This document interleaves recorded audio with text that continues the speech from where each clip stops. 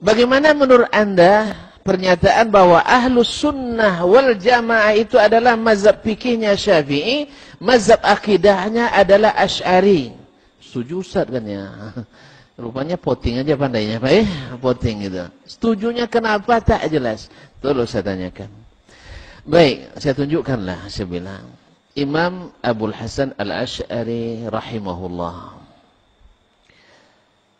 Akidahnya berbeda tak dengan Syafi'i? Sulit dijawab. Sulit dijawab. Pertama karena tidak tahu juga. Yang kedua, masalahnya konsekuensinya berat. Kalau dikatakan sama, kenapa tidak ikut Syafi'i saja? Paham maksud saya? Andainya akidah antara Imam Asy-Syafi'i dengan Imam Abul Hasan Al-Asy'ari sama akidahnya, kenapa kita tidak menisbatkan diri saja kepada Imam Asy-Syafi'i? Mazhab saya, akidah dan fikih saya adalah mazhab Asy-Syafi'i. Betul? Betul enggak? Kalau sama antara Imam Asy-Syafi'i dengan Abul Hasan Al-Asy'ari, kenapa kita menisbatkan ke orang belakangan? Kenapa tidak nisbatkan ke orang yang lebih duluan? Mana yang dulu Abul Hasan Al-Asy'ari pada Syafi'i? Duluan Imam Asy-Syafi'i. Asy-Syafi'i tahun 150 sampai 204 Hijriah ya? Iya. Baik, Imam Abul Hasan kapan? Nah, sudah mulai blank semua ya. Iyalah. Iya. Mulai tidak tahu. Jadi kaum muslimin, Abul Hasan Al-Asy'ari rahimahullah lahir 260. 260 wafatnya? Lahir aja enggak tahu apalagi wafatnya Ustaz. Baik. Wafatnya 324. Baik. Andainya akidah Imam Asy-Syafi'i dengan akidah Imam Abul Hasan Al-Asy'ari sama, kenapa Anda membedakannya?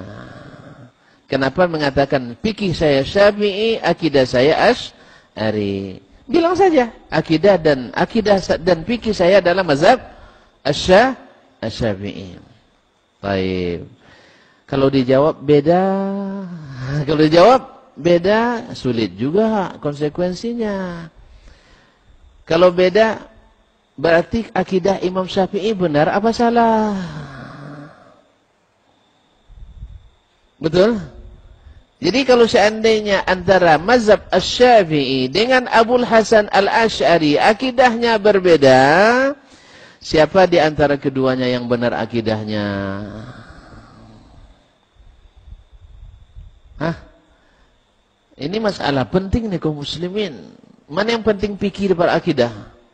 Penting akidah. Berarti Syafi'i menyeleweng akidahnya. Nah, tuan. Menyeleweng akidahnya. Kalau dibilang menyeleweng, kenapa Anda ikuti dia di fikih? Kenapa Anda ikut Abul Hasan Asy'ari saja di fikihnya? Atau jangan-jangan akidah Asy'ari yang berbeda dari Syafi'i? Atau salah? Kenapa tidak kembali ke Imam Asy-Syafi'i? Sulit tidak ya? Sulit ini, pilihan sulit nih Ustaz. Maka saya bilang tadi sama orang tuh, tinggalkan dia, Allah ganti yang lebih baik. Di situ bermula judul ini. Tinggalkan dia, Allah ganti yang lebih baik. Nah, mari kita pelajari biografi kedua imam ini. Supaya kita bisa mengerti kenapa kita pilih Asy-Syafi'i dan juga pilih Al-Asy'ari. Pilih Asy-Syafi'i dengan Al-Asy'ari. Ya, sebab kalau antum katakan berbeda, siapa yang benar di yang kedua-duanya? Syafi'i atau Asy'ari? Ya, jangan sembarangan nuduh Imam Syafi'i, sesat jadinya nanti. Sebab kalau salah artinya enggak, kalau salah artinya tersesat enggak ya? Kalau salah jalan sesat enggak?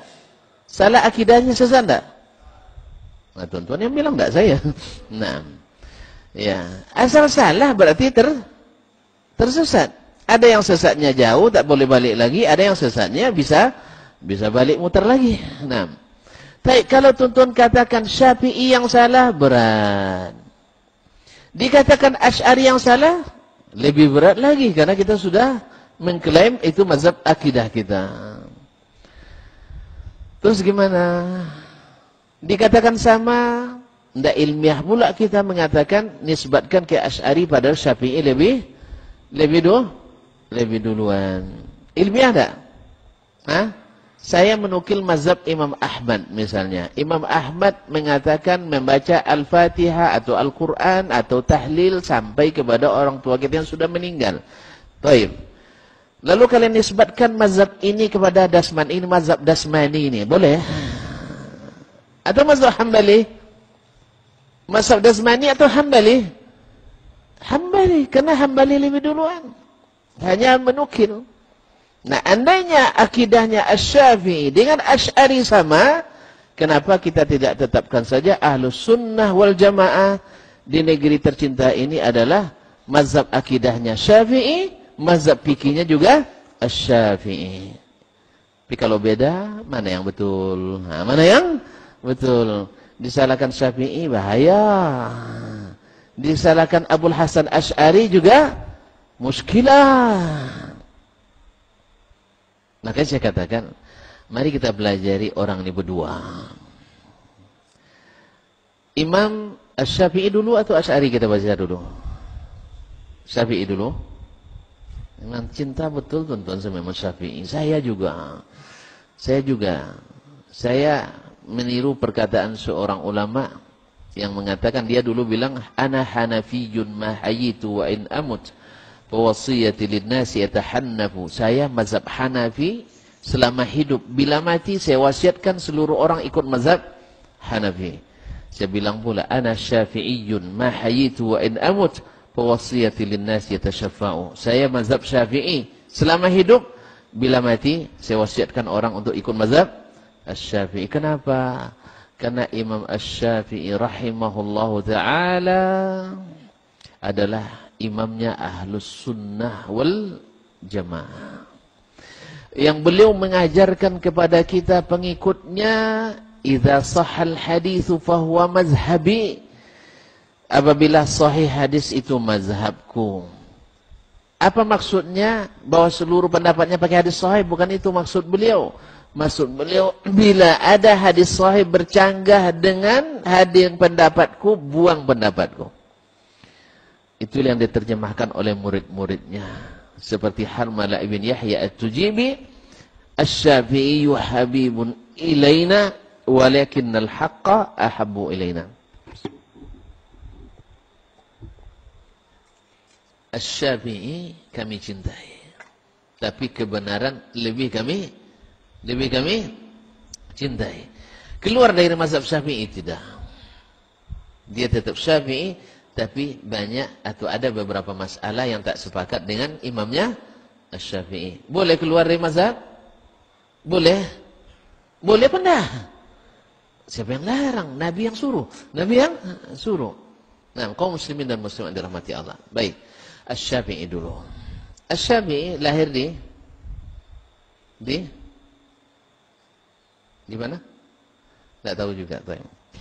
Di Gaza, Palestina. Waktu kecilnya sudah yatim. Jadi kalau nak jadi orang hebat, yatim dulu ya. Ya, karena imam yang 4 semuanya yatim tuh. Imam Abu Hanifah anak yatim. Imam Malik anak yatim. Imam Asy-Syafi'i yatim. Imam Ahmad anak yatim. Sufyan Ats-Tsauri anak yatim. Sufyan Ibn Uyainah anak yatim. Imam Al-Bukhari anak yatim. Dasman anak yatim. Kaum muslimin dan muslimat dirahmati Allah. Saya beruntung saya anak yatim, alhamdulillah. Ya. Karena tidak payah lagi. Macam tuan-tuan nak jadi anak yatim berdoa dulu kan? Ini enggak. Jangan doakan. Banyak ulama yang juga bukan anak yatim. Kaum muslimin dan muslimat dirahmati Allah. Beliau berasal dari keturunan ke Ahlul Bait, dari Al-Muttalib. Bertemu dengan Nabi SAW di Syafi', di Muttalib. di Al-Muttalib bin Hashim. Jadi beliau termasuk alu baiti Rasulullah sallallahu alaihi wasallam. Sejak kecil hafal Al-Qur'an 7 juz. Umur 7 tahun sudah hafal Al-Qur'an 30 juz. Kemudian menuntut ilmu hadis. Guru-guru hadisnya jelas. Malik bin Anas, Imam mazhab Maliki. Sufyan ibn Uyainah, imam hadis dan fikih pada masanya di 2 tanah haram, Makkah dan Madinah, di Hijaz. Abdurrahman ibn Mahdi, faqihul Basrah dan imam hadis di situ. Waqi' ibn Jarrah, faqihnya Kufah. Dan Yahya ibn Sa'id al-Qattan adalah faqihnya dan muhaddisnya Basrah. Dan masih banyak, ratusan lagi guru-guru Imam Asy-Syafi'i rahimahullah yang semuanya adalah orang-orang kenamaan dan terkenal dengan ahlus sunnati wal jamaah. Artinya tidak ada guru Imam Asy-Syafi'i kecuali ahlus sunnah wal jamaah. Selesai? Cukup ringkas saja ya. Dosa panjang-panjang. Nah, sekarang Imam Abul Hasan Al-Asy'ari. Imam Abul Hasan Al-Asy'ari. Rupanya yatim juga. Yatim juga. Beliau juga yatim dan ibunya menikah di waktu beliau masih kecil dengan seorang pentolan Mu'tazilah. Dengan tokoh besar Mu'tazilah. Namanya Abu Ali Al-Jubba'i. Abu Ali Al-Jubba'i. Ini adalah pembesar Mu'tazilah. Inilah yang mendidik beliau sampai umur 40 tahun lamanya. Mazhabnya apa? Bermazhab Mu'tazilah. Mu'tazilah itu siapa? Orang yang mendahulukan akal daripada wahyu. Mendahulukan akal daripada wahyu. Asal wahyu tidak sesuai akal, maka wahyu mesti dikuatkan. Akal mesti dimenangkan. Makanya Mu'tazilah bersekukuh mengatakan Al-Quran itu makhluk. Apa sebab? Supaya mereka bisa mempertentangkan antara akal dengan Al-Quran. Mendahulukan salah satu makhluk dari makhluk yang berdosa. Bagi mereka enggak. Karena ini juga makhluk. Tidak mungkin Al-Quran lebih kuat dari akal. Itulah pendek ceritanya bagi mereka. Tidak mungkin Al-Quran lebih kuat dari akal. Karena akal itu adalah membedakan yang baik dengan buruk dengan akal. Menentukan yang hak dengan yang batil dengan akal. Akhirnya mereka banyak menolak ayat Al-Quranul Karim. Maka Al-Mu'tazilah di antara yang terkenal dari mana akidah mereka adalah tidak mengakui satu pun sifat Allah Subhanahu wa taala.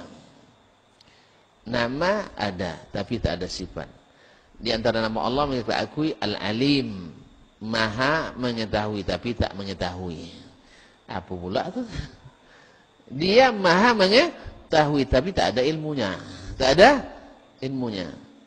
Ini masuk akal nih? Masuk akal? Inilah kan subhanallah ya. Orang yang, makanya saya selalu katakan orang yang terlalu memperturutkan akal seperti orang yang kehilangan akal. Allah Maha Kaya tapi tak ada kekayaannya. Allah Maha Pengasih tapi tak mengasihi. Allah Maha Penyayang tapi tak menyayangi. Allah Maha Besar tapi tak besar.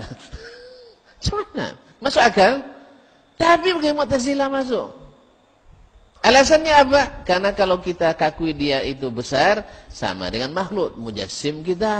Itu enggak ya?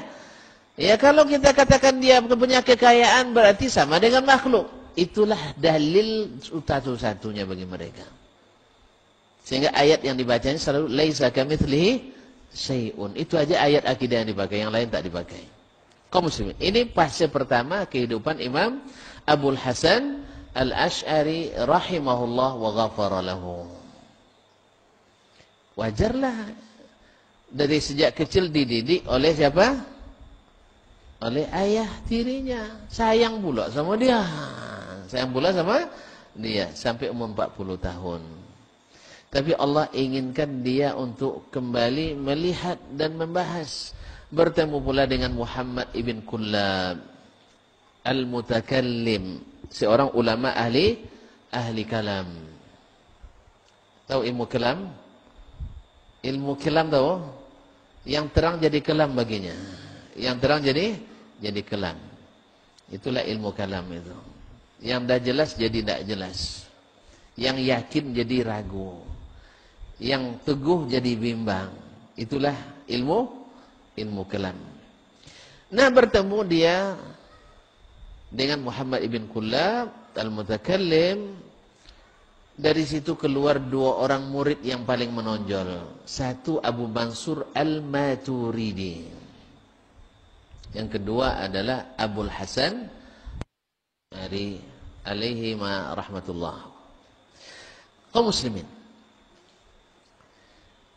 Nah, ini fase kedua.